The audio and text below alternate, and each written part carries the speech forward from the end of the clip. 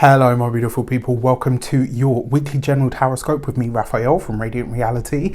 It's an absolute pleasure to have you. Thank you so much for being here. Thank you so much for joining me.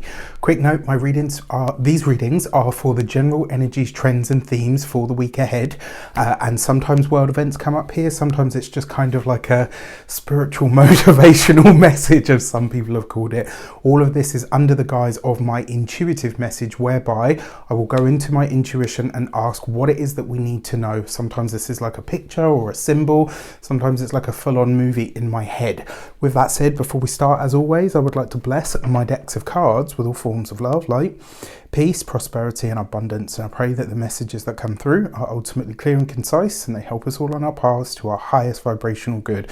So this week, if you haven't seen it, please don't forget to check out the Into the Multiverse video, the Midpoint Magic and Madness. This is a look at what it means to be in between eclipses and how this might be speaking to you, all right? And there's a breakdown in there for all 12 signs as well. So check that out. There's a link in the description box, and there'll be one of those little things floating above my head as well. Now, the intuitive message this week was this really sweet little bunny with like a big fluffy white tail, but it was all brown, and it kind of stood up and it was like smelling at something. And what I got from this, so I know bunnies, rabbits, hares, like that whole sort of species of animal tends to represent things like they are very good luck omens, which is great, but they're energies of proliferation, and they're also about quick, I did some digital bibliomancy, and one of the things that came up for that was quick opportunities arising and needing to act on them quickly. And so what I have here is observe the blessing, act fast and accordingly. So this week we've just come off the back of a powerful solar eclipse in the sign of partial solar eclipse, of course, in the sign of Taurus, but big nonetheless, because this is like the official, you know, it was ushered in last year in 2021, right at the end in November, but this is like, you know, the north-south node in Scorpio for real. This is where we're like really in the thick of it now. And so that solar eclipse will have initiated something for everybody. And I feel because of that Uranian element, we're going to see results or things start to come through relatively quickly. And I got to say, this is one of those weeks where if you observe it and it feels good and you feel like, you know what, this opportunity is too good to miss, go for it. You can adjust accordingly as and when the moment comes. All right. So I really like this. I'm actually quite excited about it.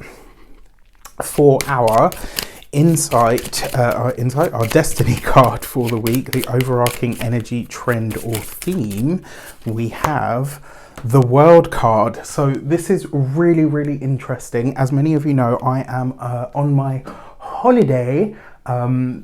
Literally over the course of this week, I wanted to make sure I utilize the energy of the eclipse, you know, in full effect. So I find this really interesting, but I've also recorded the one for the week after this, and that one came out as the full card. So it's really interesting how we've got these tandem kind of energies going on at the moment. The World card is grand culmination, completion. It is mastery energy. What I like about this as well, this suggests that you are, this week, we are all connecting to our very own personal next level. Whatever you think the next plateau is for you, whatever you feel that the next space or arena is, it's here this week. This is being at the, you know, up until now, I know a lot of people have felt like they're in the room and they've got their nose pressed up against the glass of what they want and where they want to be and all the rest of it. Well, this week it's like we are opening the door to that brand new space or area of our lives that we want to be in. So you're no longer there with your nose pressed against the glass looking in at everybody else enjoying what you want. You get to literally open the door and step into that new life. The other thing with this World card as well, remember the World card can literally represent the macrocosm, as in the world, and this means that in some way, shape or form we're likely to be seeing a world event. For our direction cards, how do we best utilize this? We've got the Emperor. This This is very, very interesting. So, you know, I don't want to fearmonger or anything like that, but a solar eclipse has also been called, because they're known as, technically they're known as malefic energies, and solar eclipses can eclipse out a big leader in some way. The world card, a completion, a culmination, or a release, let's say, of a large figure, of a world figure. Very possible, because the Emperor can represent a powerful person. So usually this is like a boss, can be a husband, a teacher, an emperor, a ruler, exactly like all of those things. So very interesting. We also have the Knight of Cups. We've got a lot of royalty here, so that'll be interesting. With the world card, this could literally be the stumbling onto or the connecting to a new community in some way. And we have the Two of Swords. So this is, these are right. This is offers and opportunities, potentially, that come from very powerful people that see us needing to make a decision almost immediately. So one way that with the direction cards is how we best utilize the world. So finding new communities, connecting with new powerful people, accepting opportunities, even if you haven't necessarily. So the thing about opening that door, the thing about stepping onto a new threshold, or the thing about removing a big fish from a small pond, when you get to where you're going, you're basically starting from the beginning, right? Yes, you've got all of that knowledge and history and wisdom and strength and all the rest of it that you've gathered up until that point, but you are, in a sense, still nascent because you're stepping into a completely new arena. So while this is a leveling up, when you get to that new level, you're at the foot of a new mountain, right? So that's life, right? It's a continuous climb up all of the different, and this is really interesting as well, because this has been a discussion of talks in a discussion of talks, really, Raf.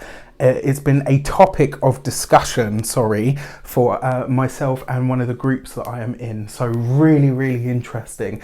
That Two of Swords is asking you to trust your intuition, and more importantly with the Knight of Cups, trust your feelings, all right?